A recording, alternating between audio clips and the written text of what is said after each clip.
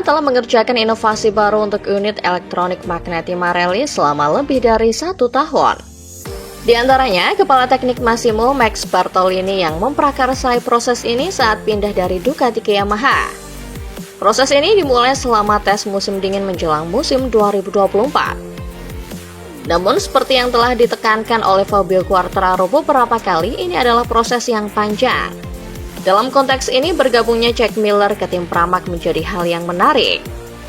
Saat pembalap Australia itu beralih dari Ducati ke KTM pada akhir 2022, ia juga membawa ide-ide baru, terutama di bidang elektronik.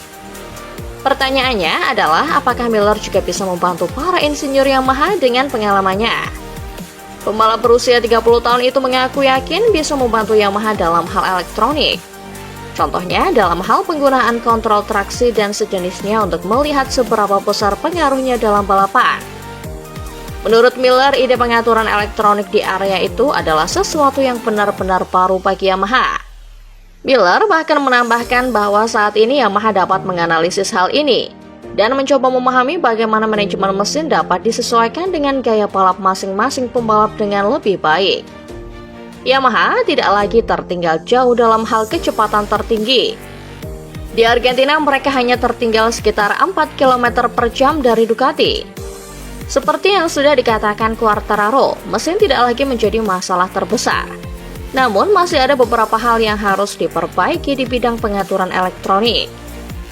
Perluasan menjadi 2 tim dengan 4 pembalap juga membantu dalam hal ini.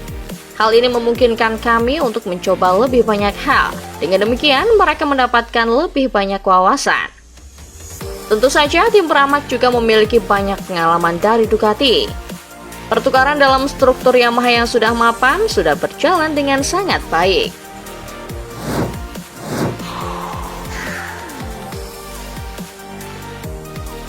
Marc Marquez menjadi unggulan utama untuk memenangkan MotoGP Amerika 2025 di Circuit of the Americas atau COTA akhir pekan ini. Selain sedang on fire setelah menyapu bersih 2 seri awal MotoGP 2025, Marc Marquez juga punya sejarah bagus di trek sepanjang 5,5 km ini. Dari 11 edisi sejak pertama digelar 2013 silam, Marc Marquez memenangkan 7 balapan di antaranya. Bahkan 6 secara beruntun pada 6 gelaran awal. Seolah tidak ada pembalap yang akan bisa mengalahkannya di COTA. Namun, pada 2019 dia gagal menang lantaran terlalu memaksakan diri saat memimpin hingga akhirnya crash. Setelah pembatalan balapan karena COVID-19 pada 2020, Marquez kemudian berhasil menang lagi pada 2021. Setelah itu, rider bernomor 93 tersebut tidak menang lagi. Pencapaian terbaiknya hanya saat finish kedua pada edisi 2024 lalu. Namun, dengan dukungan teknis yang maksimal tahun ini, pembalap asal Spanyol ini diprediksi kuat untuk memenangkan balapan akhir pekan ini.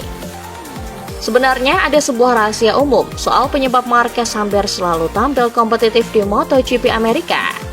Karakter COTA memang favoritnya, dan kebetulan pembalap lain tidak sebagus dirinya saat balapan di trek semacam ini.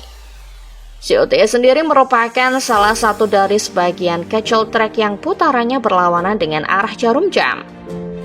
Contoh lain trek yang arah putaran balapannya berlawanan arah jarum jam adalah Sachsenring, di mana Marquez juga menjadi pembalap paling kompetitif di sana. Kekuatan Marquez di trek dengan layout seperti ini karena pembalap 32 tahun tersebut memiliki skill menikung ke kiri di atas rata-rata pembalap lain. Rahasianya adalah Marquez sangat sering latihan flat track sejak kecil, di mana treknya memiliki arah putaran berlawanan arah jarum jam atau dominan ke kiri. Dengan grip yang minimal pun, Marquez mampu melibas tikungan ke kiri lebih kencang daripada kebanyakan pembalap. Tahun lalu banyaknya sempat mengungkap bahwa Marquez di beberapa tikungan ke kiri mampu memiringkan tubuhnya 4 hingga 5 derajat lebih miring dari kebanyakan pembalap. Hal itu membuatnya bisa melibas segala jenis tikungan ke kiri dengan lebih kencang dari pembalap lainnya.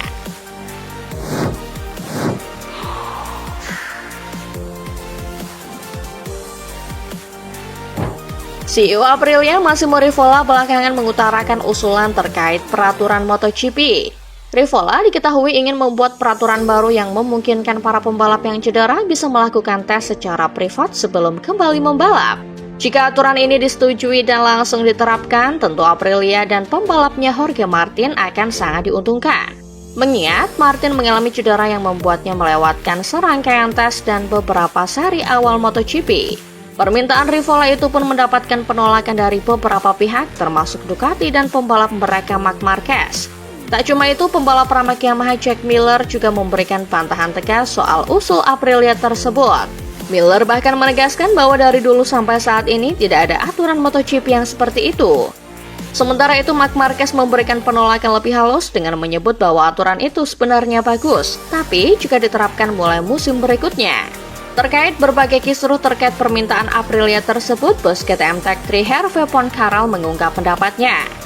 Poncharal tampaknya tak keberatan. Ia memahami mengapa Rivola meminta hal itu. Meski begitu, perubahan aturan tentu tetap membutuhkan persetujuan semua pabrikan. Meskipun sepertinya tidak akan ada perubahan pada tahun 2025, Poncharal tidak menutup kemungkinan peraturan ini akan berubah pada tahun 2026 mendatang.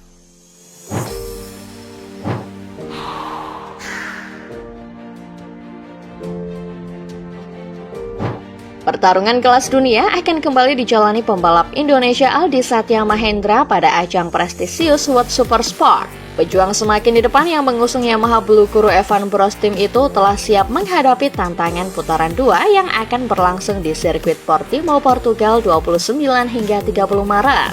Dia bertekad mendapatkan hasil lebih baik dari seri perdana sekaligus menambah poin untuk menaikkan posisi di klasemen. Portimao bukan lintasan baru bagi Aldi. Dia pernah menjajal trek tersebut saat dalam perjalanan menuju gelar juara dunia World Super Sport 300 2024. Kala itu pembalap binaan Yamaha Racing Indonesia itu finish 10 besar masing-masing di urutan 6 dan 8 2 race. Pada tahun pertamanya bersaing di World Super Sport, Aldi merasakan lagi sirkuit Portimao dalam tes menggeber Yamaha R9 yang menghasilkan sejumlah perbaikan dari berbagai aspek. Sirkuit Portimao memiliki panjang 4,6 km dengan 15 tikungan, 9 tikungan ke kanan dan 6 ke kiri. Berkarakter naik turun dengan beberapa tikungan tajam sehingga sangat menantang untuk ditaklukkan para pembalap. Hal ini termasuk Aldi yang akan merasakan lagi panasnya pertarungan di level World Super Sport yang menghadirkan para pembalap berprestasi dunia. Berpredikat rookie tidak membuatnya gentar, namun menjadi motivasi untuk menampilkan performa optimal.